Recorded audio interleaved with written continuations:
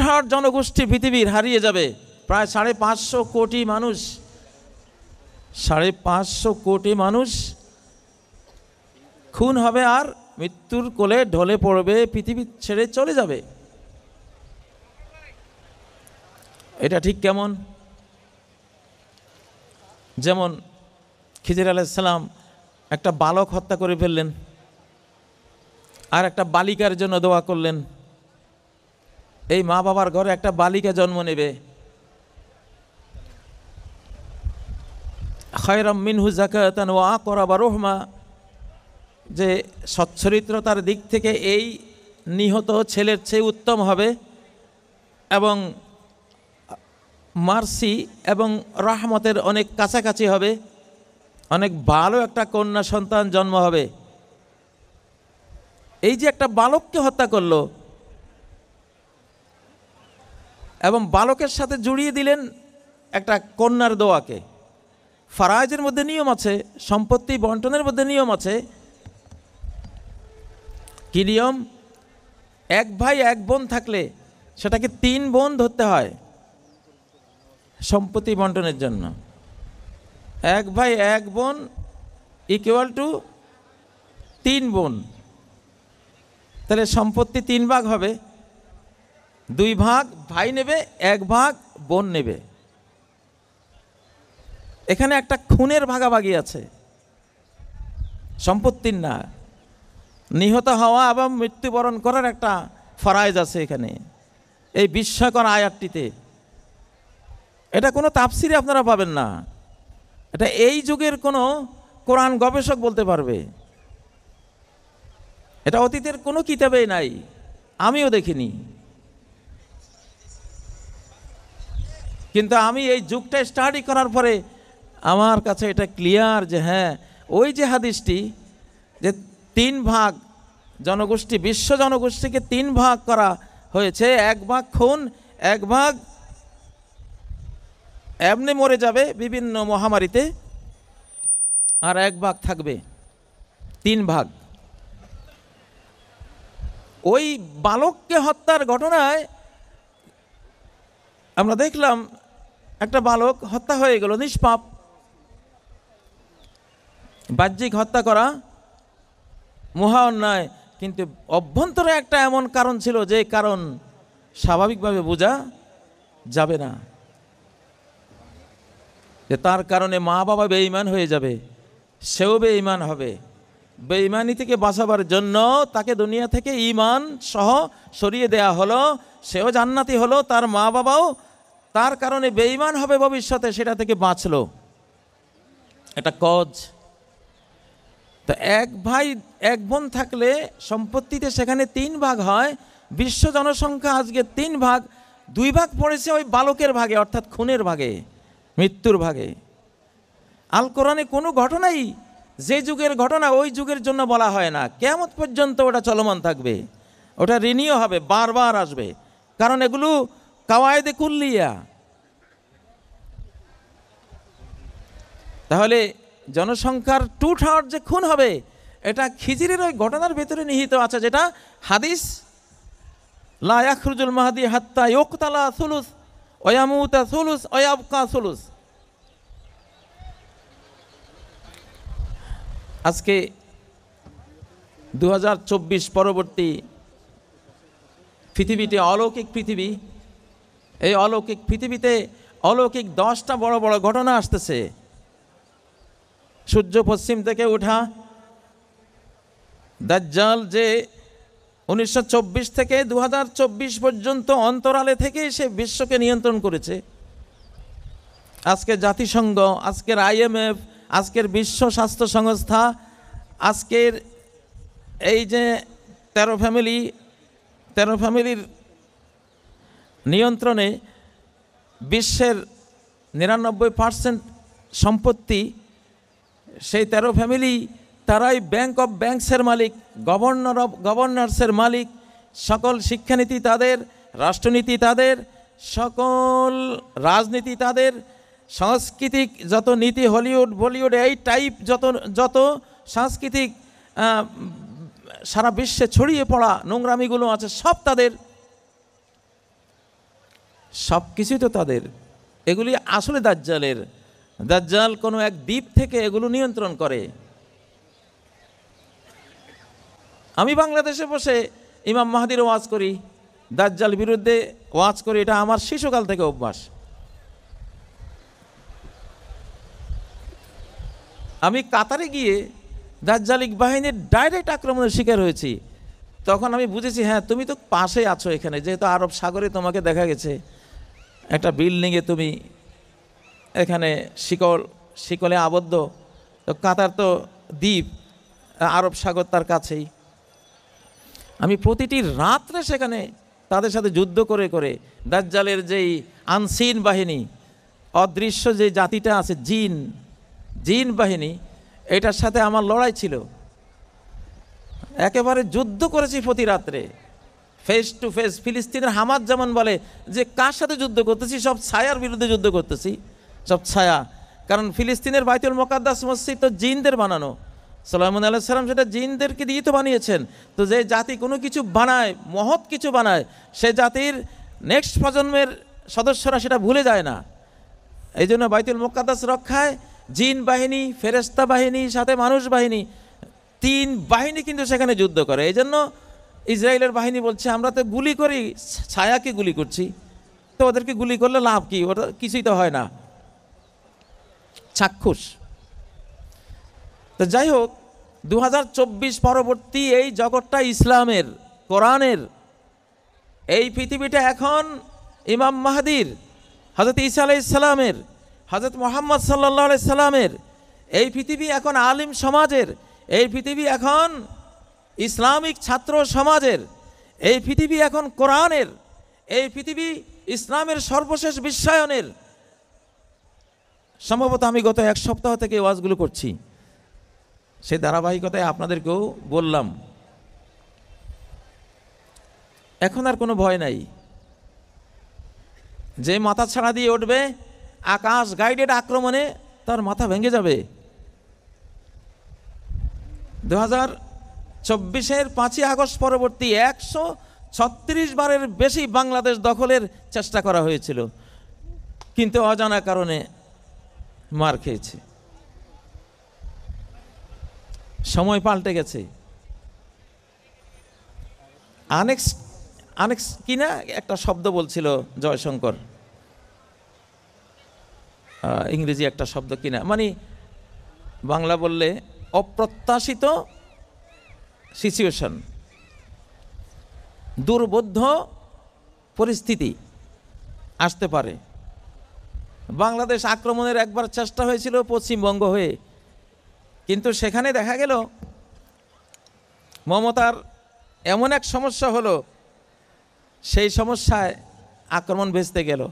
ত্রিপুরা দিয়ে আবার বাংলাদেশ আক্রমণের একটা চিন্তা হয়েছিল। আকাশ থেকে 80 বছরে এমন বন্যা আসে নাই, এমন ধরনের এক বন্যা দিয়ে সেটা রুখে দেওয়া হলো। আমি আসলে রমজানের আলোচনায় করছি, আমার এই আলোচনাগুলো একেবারে রমজানের আলোচনা। আপনারা রমজানের আলোচনা বলতে আপনারা বুঝি ইফতার নিয়ে কথা হবে, সাহরি নিয়ে কথা হবে, প্রতি বছরের রমজানে যে তাকওয়ার কথা, জাকাতের কথা, এগুলি হবে। কিন্তু রমজান যে যুদ্ধেরও মাস, রমজান যে বদর যুদ্ধের মাস, 17ই রমজান, ইসলামের নবীজির দ্বারা যে প্রথম যুদ্ধ সংগঠিত হয়েছিল, যে যুদ্ধ না হলে আজকে বাংলাদেশে আমরা মুসলিম হওয়ার তৌফিক পেতাম না। নবী নিজেই বলেছিলেন, আল্লাহুম্মা ইন শিইতালাম তুবাদ, আজকের এই যুদ্ধে এই 313 জনের আমার ক্ষুদ্র নিরস্ত্র বাহিনী যদি হেরে যায়, তাহলে এমন পরিস্থিতি হতে পারে, ইন শিইতালাম তুবাদ, সহিহ বুখারীর যুদ্ধ অধ্যায়ে, যে হে আল্লাহ তুমি চাইলে আর তোমার ইবাদত বন্দেগী আর পৃথিবীতে চলবে না, কারণ আমরা 313 জন, ঘোড়া নেই, উট নেই, তলোয়ার কি আছে কয়টা ভাঙ্গাছোড়া, এগুলি দিয়ে এই বিশাল সশস্ত্র 1000 ট্রেন বাহিনীর বিরুদ্ধে লড়বো কি করে? তুমি যদি জয় না দাও, তুমি যদি যুদ্ধে পার্ট না নাও, তাহলে আর তোমার ইবাদত হবে না। সেই যুদ্ধ তো এই রমজানে হয়েছিল।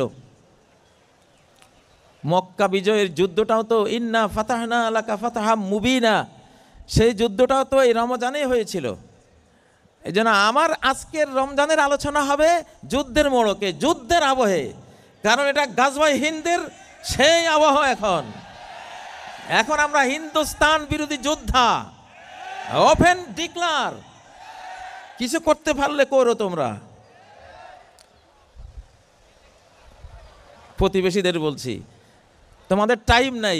53 বছর জ্বলেছি, পুড়েছি, ছাই ভস্ম হয়েছি, খুন হয়েছি, ফাঁসিতে ঝুলেছি, দেশান্তরিত হয়েছি, লক্ষ লক্ষ মামলা খেয়েছি। বাংলাদেশকে তোমরা খেয়েছো, এবার আমরা তোমাদেরকে খাবো ইনশাআল্লাহ।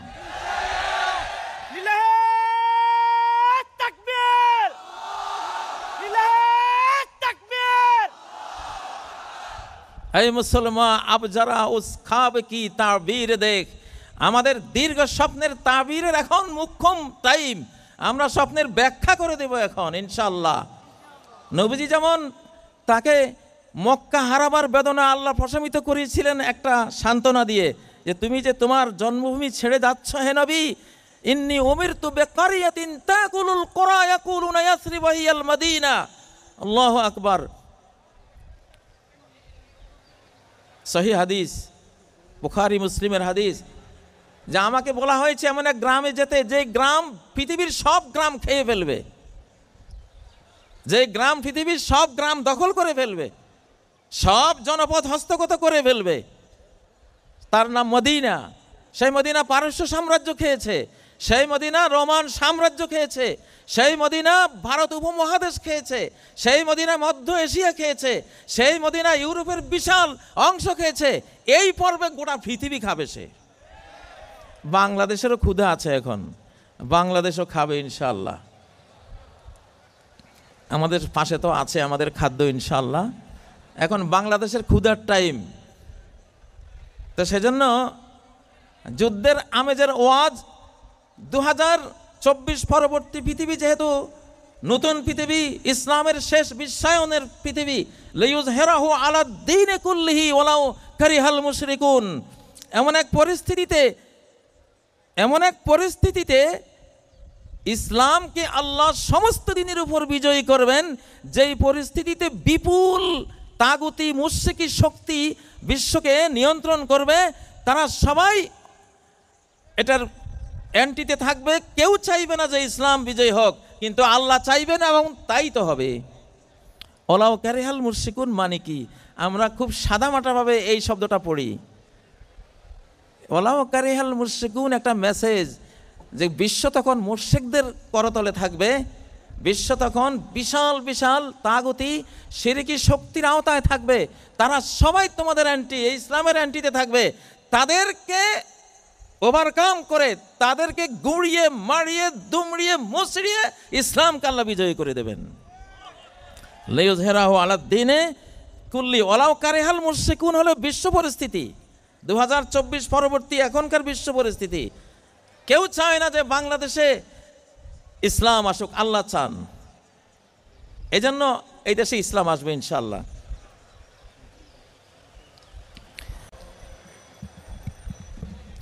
সম্মানিত আমার রোজাদার ভাইয়েরা, 2024 পরবর্তী পৃথিবী মুজাদ্দিদি পৃথিবী, তাজদীদের পৃথিবী। আমি প্রায় এক সপ্তাহ থেকে তথ্যগুলো দিচ্ছি, তবুও তোমাদের সামনে আরেকবার দেই। যেহেতু নবীজি বলেছেন ইন্নাল্লাহা ইয়াবআসু লিহাযিহিল উম্মাহ আলা রাসি কুল্লি মিআতি সানাতিন মান ইউজাদ্দিদু Laha দীনাহা।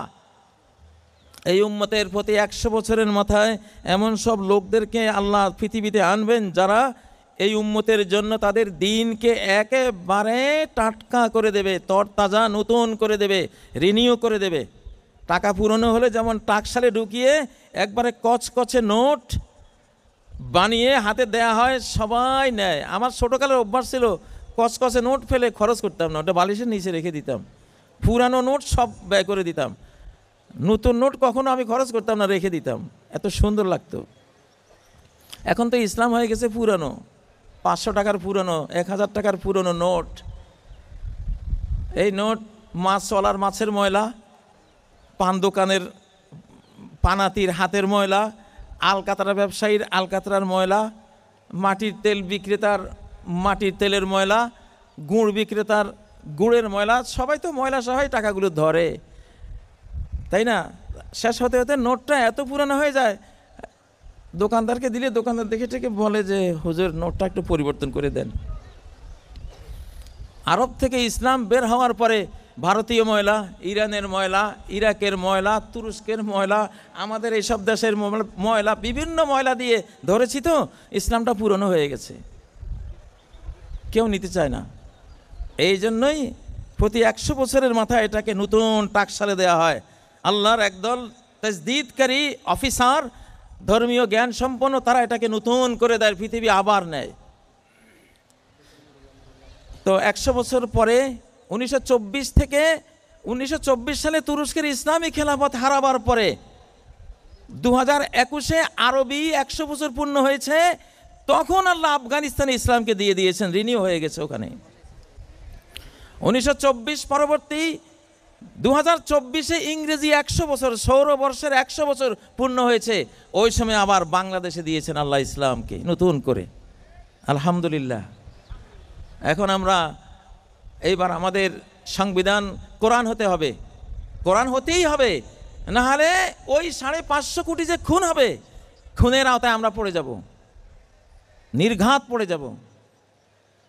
This is our constitution, এইটা বলেই জিন্না এই মানচিত্র, এই যে বাংলাদেশের মানচিত্র 1947 সালে এইটা তৈরি হয়েছিল কোরআন হাতে নিয়ে, কিন্তু জিন্না কোরআনকে কনস্টিটিউশন হিসাবে দেননি, আইয়ুব দেয়নি, ইয়াহিয়া খান দেয়নি, মুজিব দেয়নি, তার পরবর্তী যারা এসছে কেউই দেয়নি।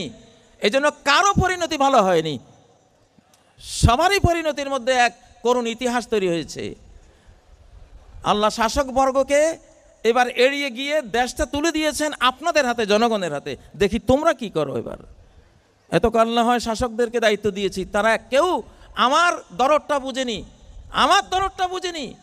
মুস্তাদে দারমির একটা হাদিস বলছি, আবুসুল ইলমা ফি আখিরিজ জামান, শেষ জামানায় আমি জ্ঞান বানের পানির মতো আমি ছড়িয়ে দেব, বাতাসের মতো ছড়িয়ে দেব। হাত্তা ইয়ালামাহু আর রাজুলু ওয়াল মারআ, গোটা পৃথিবীর সকল পুরুষ আল্লাহর জ্ঞান, কোরআনের জ্ঞান, দ্বীনের জ্ঞান জেনে যাবে। সকল নারীরা ইসলামিক জ্ঞান, বিধিবিধান কি সব জানবে। ওয়াল আবদু ওয়াল হুর, কৃতদাস এবং স্বাধীন সবাই জেনে যাবে। ওয়াস সগীর ওয়াল কবির, ছোট্ট শিশু, বয়োজ্যেষ্ঠ সবাই জ্ঞান জেনে যাবে। জ্ঞান এখন আর কোনো গৌরবের জিনিস না, সবার কাছে আছে। একটা মশলা পেলে সার্চ দিয়ে আপনি পৃথিবীর সব বিশেষজ্ঞদের রায় পেয়ে যান, বক্তৃতা পেয়ে যান, বুঝ পেয়ে যান। জ্ঞানের ডিগ্রি এখন আর বড় না। আল্লাহ বলছেন যে আমি এমনভাবে ছড়িয়ে দেব, ছড়িয়ে দেওয়ার পরে যখন দেখব জ্ঞান পৌঁছে গেছে কিন্তু আমল কারো নাই, বাস তখন আখাযতু বিহাক্কি আলাইহিম, আখাযতুহুম বিহাক্কি আলাইহিম। সব তো জানলে, জেনেও কেন আমার কোরআন, আমার এই ওহীকে বাস্তবায়ন করলে না, এবার আসো তোমার দণ্ড দেব আমি। সেই দণ্ডে 550 কোটি যাবে। এটি মুসনাদে আদ-দারমির 259 নম্বর হাদিস, মুরসাল সাহি, বড় বড় ইমামরা বর্ণনা করেছেন। এটা ঘটবে এখন। এখন আর ডক্টরের ডিগ্রি, কামিল, টাইটেল, আজহারের ডিগ্রি, মক্কা মদিনার ডিগ্রি বড় কথা নয়, কারণ জ্ঞান সবার কাছে।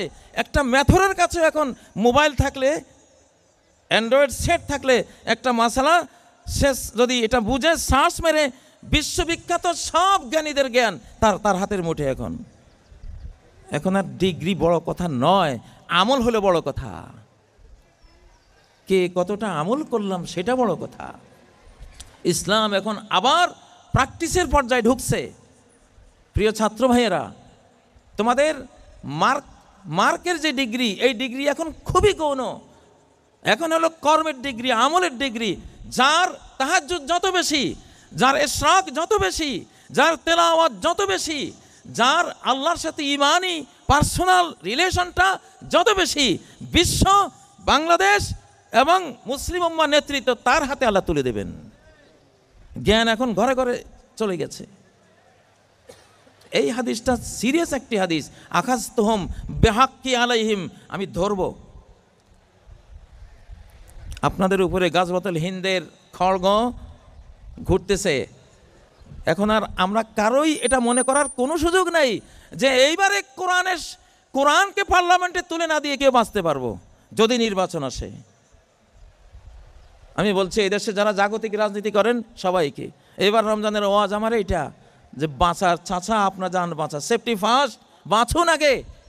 এইবার জনগণের হাতে দেশ দিয়েছেন, আল্লাহ দেখতে চাচ্ছেন তোমরা জনগণ দেশ পেয়ে আমার কোরআনটা তোমরা পার্লামেন্টে এনেছো কিনা, কোরআনিক সংবিধানে দেশ চালাবার যুদ্ধ জেহাদ ঘোষণা করেছো কিনা। কোনো ভয় নাই, জঙ্গি বলুক টেরর বলুক নাথিং ম্যাটার, এগুলো এখন চাপা পড়েছে পায়ের তলে, এগুলি বলে কেউ আর কিছু করতে পারবে না এই পৃথিবীতে।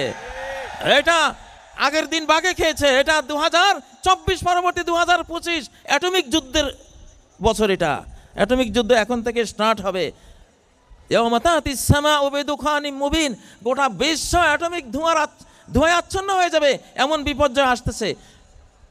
যারা বাঁচবে শুধু তারাই বাঁচবে। আনজাইনাল্লাযিনা ইয়ানহাউনা আনিস সু, যারা মন্দ থেকে, শিরিক থেকে, কুফরি নেফাকি, ষষ্ঠাদ্রোহিতা থেকে নিষেধাজ্ঞা দেবে, বেহায়াপনা বেলাল্লাপনা থেকে নিষেধাজ্ঞা দেবে, তারা বাঁচবে।